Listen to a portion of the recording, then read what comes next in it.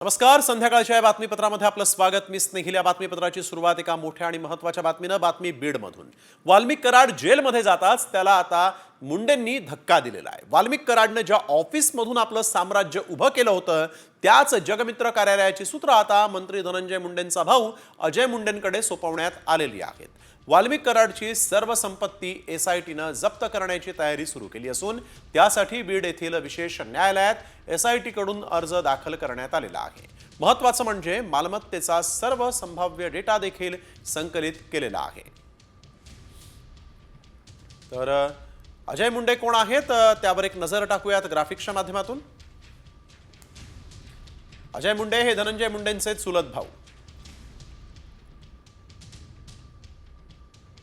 बीड जिल्हा परिषदेत राष्ट्रवादीचे गटनेते म्हणून त्यांनी काम केलंय. धनंजय मुंडेंच्या अनुपस्थितीत मतदारसंघामध्ये ते सक्रिय आहेत. जनतेचे प्रश्न सोडवण्यासाठी वाल्मिकच्या जगमित्र कार्यालयात मुंडे उपस्थित आहेत.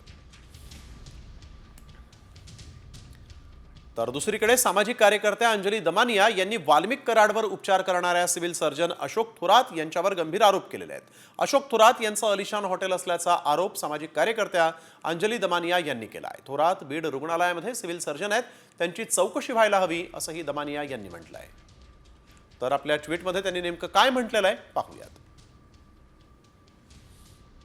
अंबेजोगाईतील पियुष इन हॉटेल हे डॉक्टर अशोक थोरात यांचं, हे माजी आरोग्यमंत्री विमल मुंदडा यांचे OSD होते.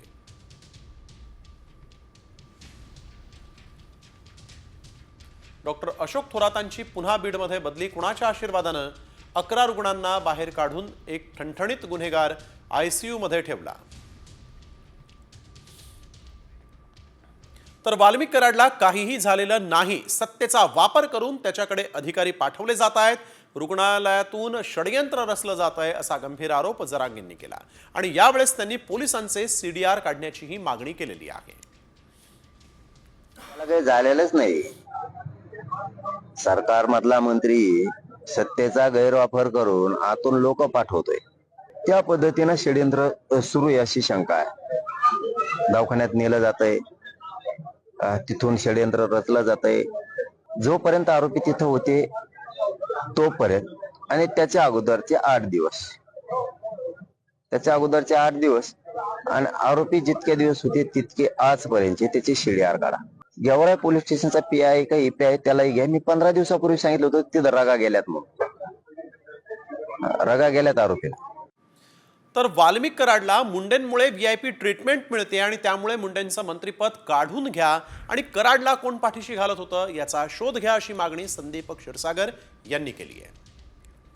मी आधीपासून म्हणतो की सरेंडर होण्यापासून जी काही VIP ट्रीटमेंट झाली ती मंत्रिपदा असल्यामुळेच त्यांना ते संरक्षण तिथं दिलं जातं. त्यामुळे त्यांनी राजीनामा हा दिलाच पाहिजे. ह्या सगळ्या गोष्टी होती. अहो, हे तुम्हाला सांगतो मी की 28 तारखेला बीडला मोर्चा निघाला आणि माझ्या माहितीनुसार ते पुण्यामध्ये एका मोठ्या हॉस्पिटलमध्ये 2-3 दिवस तिथे ऍडमिट होते. जेव्हा लोक रस्त्यावर उतरल्यानंतर तिथून ते फरार झाले. त्यांना कुणी ऍडमिट केलं, त्या काळामध्ये कोण त्यांना भेटायला गेलं, ह्याचाही तपास झाला पाहिजे. आणि आता बातमी खासदार संजय राऊत यांनी पालकमंत्री पदाबाबत केलेल्या एका मोठ्या दाव्याची आहे. मुख्यमंत्री परदेशात असताना दिल्लीतून दबाव आणून पालकमंत्री पदावर स्थगिती आणल्याचा दावा संजय राऊतांनी केलाय आणि हा मुख्यमंत्र्यांचा अपमान आहे असंही त्यांनी म्हटलंय. दुसरीकडे पालकमंत्री पदाचा वाद नाही असं फडणवीस म्हणाले. मी कसं काय सांगणार, पण नक्कीच दिल्लीतून दबाव आला. मुख्यमंत्री परदेशात होते. महाराष्ट्रातल्या गुंतवणुकी संदर्भात त्यांच्या काही तिथे बैठका चालू असताना महाराष्ट्रामध्ये पालकमंत्री पदावरून पेटवापेटवी होते, धमक्या दिल्या जातात, रस्त्यावर टायर गाळले जातात, गाड्या अडवल्या जातात. काय झालं या राज्यामध्ये? कुठला वादच नाहीये, कुठला वादच नाहीये, कुठला वादच नाहीये. तर दुसरीकडे पालकमंत्री पदावरून अजित पवारांच्या 2 मंत्र्यांनी जाहीर नाराजी व्यक्त केली आहे. मी गरीब असल्यामुळे गरीब जिल्ह्याचं पालकमंत्री मला केलं अशी खदखद झिरवाळांनी बोलून दाखवली. तर सध्या श्रद्धा आणि सबुरी ठेवण्याचा निर्णय घेतल्याचं मुश्रीफ यांनी म्हटलं आहे.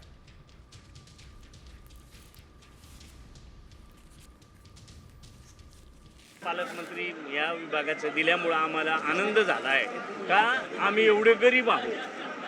हा अल्प किंवा जिथं MIDCच नाही असा राज्यातला एखादा जिल्हा सांगा तर त्याचं नाव होतं हिंगोली. आता थोड्याफार प्रमाणात MIDC यायला लागल्यात आणि एवढं ऐकल्यानंतर मी सांगितलं का बाबा हे अल्प आहे, गरीब आहे, पाण्यापासनं वंचित आहेत, MIDC पासनं वंचित आहेत. अशा ठिकाणी माझ्यासारख्या गरिबाची नियुक्ती केली म्हणजे नेमकं काय ते मी शासनाला विचारणार अशा पद्धतीने मी सांगितलं. नाही, मी मागं सांगितलेलं आहे याबद्दल. आता आपण जिथं योग्य ठिकाणी बोलायचं तिथं अजितदादा पवार आमचे नेते आहेत त्यांना बोललेलं आहे. श्रद्धा आणि सबुरी ठेवलेली आहे. वाशिम जिल्ह्याला झेंडा टू झेंडा असा पालकमंत्र्यांचा ठपका लागलेला आहे. हा तुम्ही पुसून करणार? हा पुसून निघेल. तर पालकमंत्र्यांच्या नाराजीवरून अजित पवारांनी आता कानही टोचले आहेत. काय म्हणाले अजित पवार ते देखील पाहूया. असं काही होणार नाही. मी त्यांना विचारीन, दर मंगळवारी आमची मीटिंग असते. अशा पद्धतीचं वक्तव्य केलेलं असेल तर ते योग्य नाही. मी त्यांच्याशी चर्चा करून काय गैरसमज झालेला असेल तर तो दूर करेन. तर मराठा आरक्षणाचे आंदोलनकर्ते जरांगेंबाबत पंकजा मुंडेंनी एक मोठं विधान केलंय. जरांगेंनी सकारात्मकता दाखवली तर त्यांची भेट घ्यायला मी तयार आहे असं पंकजा मुंडेंनी म्हटलंय. मनोज जरांगे जालन्याच्या अंतरवली सराटीमध्ये उपोषणाला बसलेले आहेत आणि पंकजा मुंडे या जालना जिल्ह्याच्या पालकमंत्री आहेत. त्यांच्याशी चर्चा करून त्यांनी जर सकारात्मकता दाखवली तर नक्कीच मी तयार आहे. कारण शेवटी जेव्हा आपण कोणाच्या उपोषणाला किंवा कोणत्या आंदोलनाला भेट देतो तर तिथलं वातावरण कसं असावं ही जबाबदारी त्यांची असते. ती जबाबदारी त्यांनी घेतली आणि त्यांनी जर सकारात्मकता दाखवली तर मी नक्कीच भेट द्यायला तयार आहे. गुलेनबॅरी सिंड्रोमनं राज्यात पहिला बळी घेतलाय. सोलापूरच्या तरुणाचा GBS मुळे मृत्यू झालेला आहे. सोलापूरचा हा तरुण पुण्यातल्या धायरीमध्ये राहत होता. CA असणारा हा तरुण एका खासगी कंपनीत नोकरी करत होता. पुण्यातच या तरुणाला जुलाबाचा त्रास सुरू झाला. एका कार्यक्रमासाठी तो सोलापूरला गेला होता. तिथे त्याची प्रकृती आणखीन बिघडली. 5 दिवस या तरुणावर ICU मध्ये उपचार सुरू होते, मात्र त्याला वाचवण्यात अपयश आलेलं आहे. त्याला सस्पेक्टेड गियाबारी सिंड्रोम असं होतं आणि त्यांनी त्याला काय 5 दिवस ट्रीटमेंट दिली आणि इन्स्पाइट ऑफ ट्रीटमेंट आणि व्हेंटिलेटर सपोर्ट तो आज मृत पावलेला आहे. ती बॉडी 12 वाजता आली आणि एक बघितलं असेल पुण्यामध्ये मोठा आउटब्रेक चाललेला आहे गियाबारी सिंड्रोमचा आणि सगळे हॅवॉक झालेले आहे किंवा त्याचे क्लिनिकल रिपोर्ट होते हॉस्पिटलचे ते. आणि त्यांनी त्या आफ्टर PM त्याचा समन्वय साधला आणि त्यांनी सांगितलं की प्रायमा फेसी त्यांना ते गियाबारी सिंड्रोममुळे डेथ झालेली वाटते. तर या आजारासंदर्भातली अधिकची माहिती घेऊयात ग्राफिक्समधून. पुण्यामध्ये कामाला असलेला सोलापूरच्या तरुणाचा मृत्यू झालेला आहे. CA असणाऱ्या तरुणाला पुण्यातच जुलाबाचा त्रास सुरू झाला होता. सोलापुरात कार्यक्रमासाठी तो गेलेला असताना अशक्तपणा त्याचा वाढला. GBSचं निदान झाल्यानंतर 5 दिवस त्याच्यावर ICU मध्ये उपचार सुरू होते. ICU मधून बाहेर हलवल्यानंतर श्वसनाचा त्रास झाला आणि नंतर त्याचा मृत्यू झाला. तर गुलेनबॅरी सिंड्रोम हा आजार कसा होतो, या आजाराची लक्षणं नेमकी काय आहेत आणि हा आजारच होऊ नये म्हणून काय काळजी घेतली पाहिजे पाहूयात ग्राफिक्सच्या माध्यमातून. गुलेनबॅरी सिंड्रोम कॅम्पलोबॅक्टर जीवाणू यासाठी कारणीभूत आहे. दूषित पाणी आणि अन्न खाल्ल्यावर कॅम्पलोबॅक्टरचा संसर्ग होतो. या संसर्गामुळे अतिसार आणि ओटीपोटात वेदना होतात. 1 ते 3 आठवड्यांच्या आत GBSचं निदान होतं. अतिसार, पोटदुखी, ताप, बळबळ किंवा उलट्या.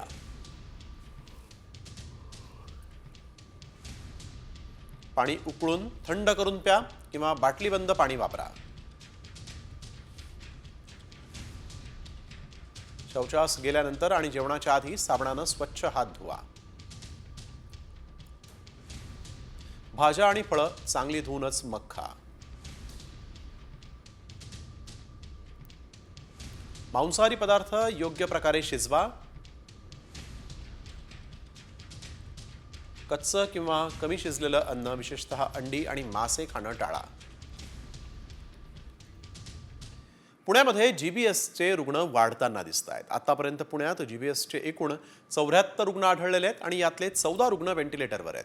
याच पार्श्वभूमीवर सरकारनं एक मोठा निर्णय घेतला आहे. पुण्यात कमला नेहरू रुग्णालयामध्ये जीबीएसच्या रुग्णांवर आता मोफत उपचार होणार आहेत. रुग्णांना स्वखर्चानं उपचार करावे लागत असल्यामुळे मोठा भुर्दंड बसत होता. मात्र रुग्णांची हेळसांड पाहता पुणे महापालिकेनं जीबीएसच्या रुग्णांवर मोफत उपचार करण्याचा निर्णय घेतला आहे. कमला नेहरू या रुग्णालयामध्ये त्यासाठी 50 सामान्य बेड आणि 15 ICU बेड आरक्षित करण्यात आलेले आहेत. जीबीएसच्या संदर्भामध्ये काल एक नागरिकांनी मला 10 लाखाचं बिल दाखवलं. मी ते आयुक्तांना पाठवलं. पिंपरी चिंचवडच्या परिसरामध्ये जे ह्या आजारांनी पेशंट लोक असतील तर त्यांना YCMला मोफत उपचार त्या ठिकाणी द्यायचे आणि आपल्या पुणे महानगरपालिकेच्या हद्दीत असतील तर त्यांना आपण कमला नेहरू हॉस्पिटल जे आहे आपलं तिथं त्या ठिकाणी उपचार द्यायचे. अशा प्रकारचा निर्णय झाला. तर वळूया पुढील बातमीकडे. एसटीच्या दरामध्ये 15% वाढ करण्यात आलेली आहे. मात्र या भाडेवाढीवर परिवहन मंत्र्यांनीच हात वर केले आहेत. एसटी भाडेवाढीची आपल्याला कल्पना नव्हती. प्रशासनातल्या काही लोकांच्या चुकीमुळे ही भाडेवाढ झाली असल्याचं धक्कादायक विधान परिवहन मंत्री प्रताप सरनाईक यांनी केलं आणि त्यामुळे मंत्र्यांना न विचारताच अधिकाऱ्यांनी मनमानी पद्धतीनं भाडेवाढ केली का असा सवाल आता विचारला जातोय. ही भाडेवाढची दरवर्षी व्हायला हवी की न करता 3 वर्षानंतर एकत्रितपणे केलेली प्रशासनाच्या काही अधिकाऱ्यांच्या चुकीमुळे ती झालेली आहे. मलाही माहीत नव्हती. याचं कारण असं आहे, मलाही आश्चर्य वाटलं कारण मी माझ्या अधिकाऱ्यांना विचारलं अरे एवढी मोठी दरवाढ होते आणि आपल्याला काही माहिती नाही. प्राधिकरण असतं. बातमी छत्रपती संभाजीनगरमधून आहे. एका ड्रायव्हरने एकतर आधी गुन्हा केला वर त्याला अडवलेल्या पोलिसावरच त्यानं अरेरावी केली. मिल कॉर्नर चौकामध्ये कुणाल बाकलीवाल नावाचा चालक सुसाट वेगात गाडी पळवत होता. जोरजोरात सायरन वाजवत होता. पोलिसांनी त्याला थांबवलं तेव्हा तो पोलिसांनाच धमकी देऊ लागला. पोलिसांनाच शिवीगाळ करत 2 तासात सर्व पोलिसांना सस्पेंड करतो असं त्यानं धमकावलं. आरोपीवर योग्य कारवाई करण्याचं आश्वासन मंत्री गिरीश महाजनांनी दिलं.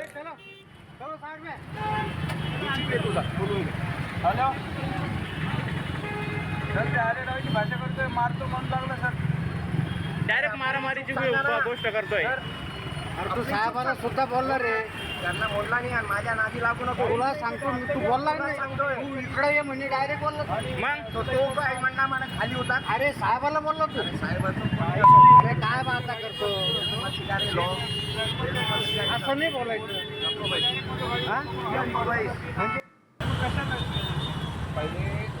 तो झाला असेल तर त्या संदर्भामध्ये योग्य ती कारवाई होईल असं जर कोणी म्हणत असेल तर मला वाटतं हे चुकीचं आहे आणि या संदर्भामध्ये सगळी शहानिशी करून माननीय मुख्यमंत्री महोदय गृहमंत्री आहेत त्यांच्यापर्यंत तक्रार गेलेली असेलच मला वाटतं. या संदर्भामध्ये योग्य ती कारवाई करते.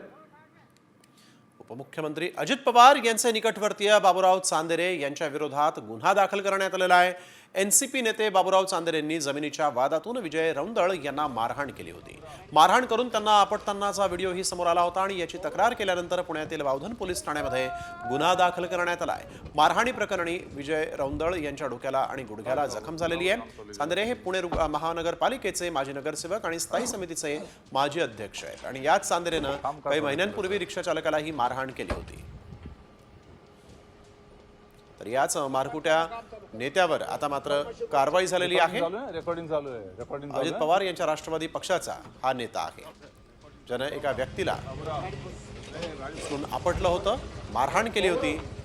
त्या प्रकरणी आता त्याच्यावर गुन्हा दाखल झालेला आहे. जी व्यक्ती त्यांच्यावर रुग्णालयामध्ये उपचार सुरू आहेत त्यांच्या डोक्याला दुखापत झाली तसंच गुडघ्याला देखील दुखापत झाली होती. अजित पवारांच्या पक्षामधला हा मारकुटा नेता त्याच्यावर आता गुन्हा दाखल झालेला आहे.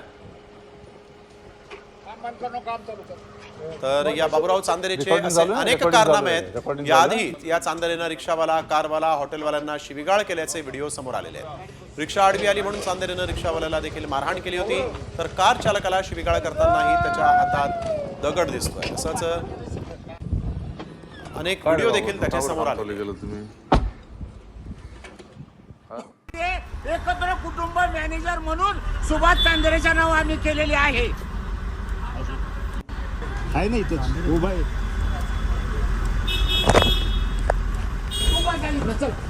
कामाला ए गणेश सूट तुझा चाल तुझ्या कामाला.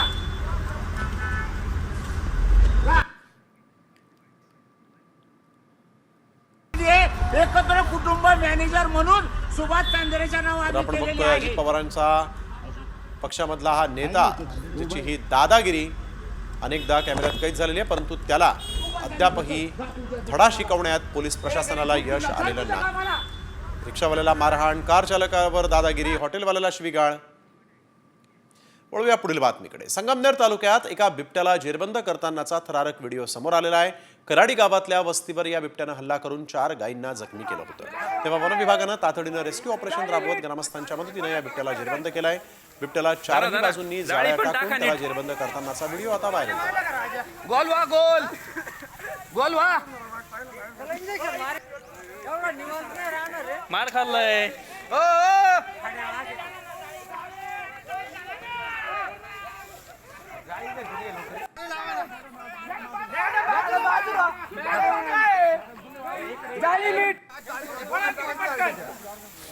धरा धरा जाळी पण टाका नीट.